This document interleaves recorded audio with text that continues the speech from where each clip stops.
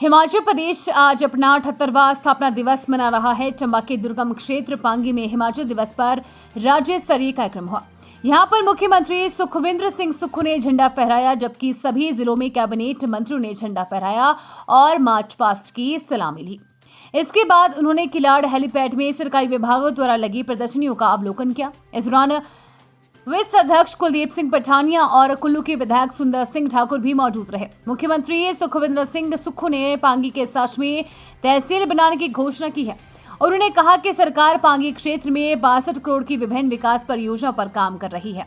मुख्यमंत्री सुखविंदर सिंह सुक्खू ने कहा कि प्रदेश सरकार पांगी के किसानों से 60 रुपए न्यूनतम समर्थन मूल्य पर प्राकृतिक खेती के तहत उगाई गई जौ को खरीदेगा। इसके अलावा पांगी घाटी में 10 लीटर का milk plant, civil hospital Pangi को आदर्श स्वास्थ्य संस्थान जिसमें 6 डॉक्टरों की नियुक्ति होगी व पांगी घाटी में राजीव गांधी डे बोर्डिंग स्कूलों खोलने की घोषणा है। मुख्यमंत्री सुखविंदर सिंह सुक्खू ने कहा कि हिमाचल प्रदेश के कर्मचारियों को 1 जून से डीए की 3% अतिरिक्त किस्त जारी कर दी जाएगी।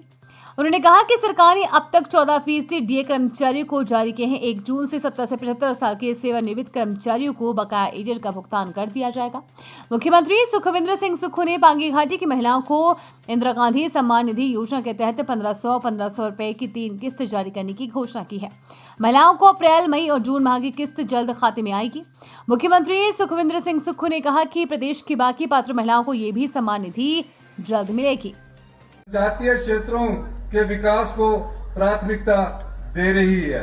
जनजातीय क्षेत्रों में 200 किलोवाट से 1 मेगावाट तक के सौर ऊर्जा संयंत्र को स्थापित करने के लिए क्षेत्रवासियों को 5% ब्याज उपदान दिया जाएगा। इलेक्ट्रिकल वाहनों को बढ़ावा देने के लिए प्रदेश में 6 ग्रीन कॉरिडोर स्थापित किए जा चुके हैं। 3000 डीजल और पेट्रोल टैक्सी वाहनों को इलेक्ट्रिकल टैक्सी वाहनों में बदलने के लिए 40% तक की सब्सिडी प्रदान की जाएगी। 1000 बस रूटों के नए परमिट निजी क्षेत्र को आवंटित किए जाएंगे।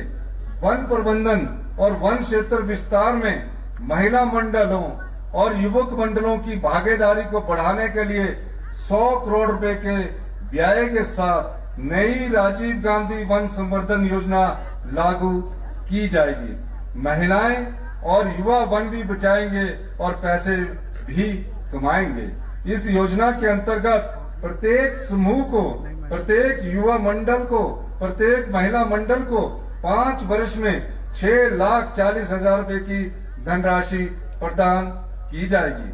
पात्र महिलाओं को प्रति माह 1500 रुपए की आर्थिक सहायता प्रदान करने के लिए शुरू की गई इंदिरा गांधी प्यारी बहना सुख सम्मान निधि योजना के अंतर्गत 1 जनवरी 2025 से 31 मार्च 2026 के बीच 21 वर्ष की आयु पूरा करने वाली तथा डोमेस्टिक हेल्पर के रूप में कार्य करने वाली महिलाओं को इस योजना का लाभ इस वित्त वर्ष में प्रदान कर दिया जाएगा। भवन एवं अन्य कामगार कल्याण बोर्ड से पंजीकृत पात्र विधवाओं, एकल, निराश्रित एवं दिव्यांग महिला श्रमिकों जिनकी आय 2,50,000 रुपए सालाना से कम है को गृह निर्माण के लिए 3 लाख रुपए की वित्तीय सहायता दी जा रही है।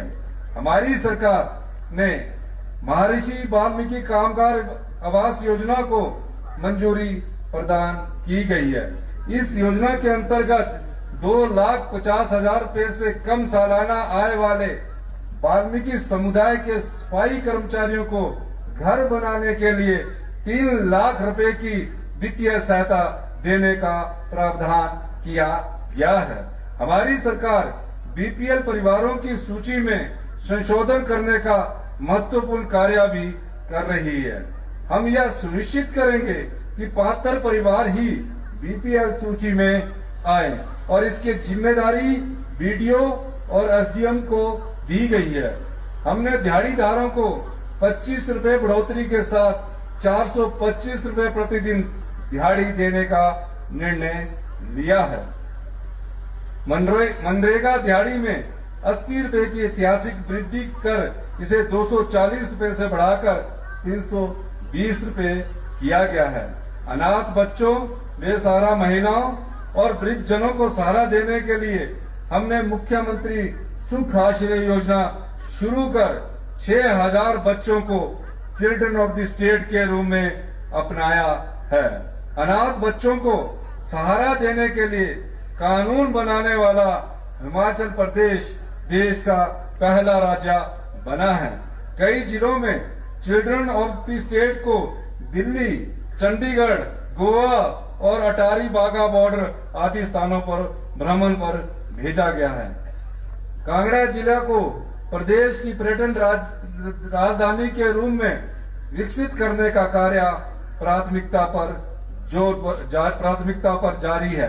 कांगड़ा जिला में गग्गल हवाई अड्डे का विस्तार किया जा रहा है।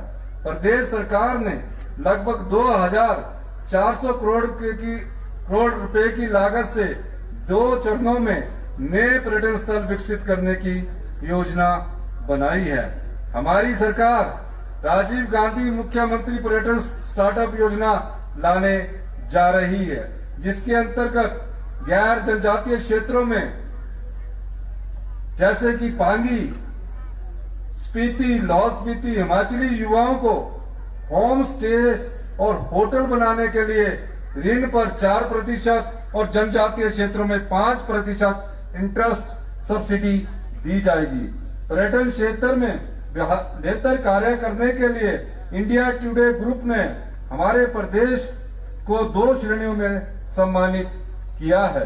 बीड़ को editor choice best adventure destination और धर्मशाला को बेस्ट माउंटेन डेस्टिनेशन पुरस्कार से सम्मानित किया गया है। हिमाचल प्रदेश ने 3 राष्ट्रीय पुरस्कार जीते हैं। शिमला जिला की थानेदार ग्राम पंचायत ने समाज